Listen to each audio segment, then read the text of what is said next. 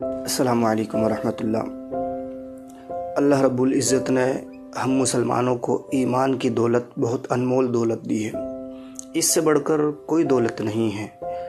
تو ہر چیز کی حفاظت کے لیے ہم غور و فکر کرتے ہیں اور اس کی حفاظت کے لیے رات و دن ایک کر دیتے ہیں، لیکن بدقسمتی یہ ہے کہ آج کا مسلمان اپنے ایمان کی حفاظت اور اس کی فکر ذرا سی بھی نہیں کر رہا ہے۔ تو آج میں آپ کو ایمان کی حفاظت کے لیے ایک چھوٹا سا عمل یا وظیفہ بتا رہا ہوں۔ ہر نماز کے بعد آپ نے 7 مرتبہ هو اللہ الرحیم پڑھنا ہے۔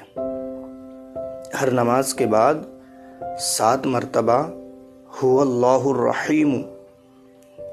اس کی برکت سے اللہ عز و جل آپ کو شیطان کے شر سے محفوظ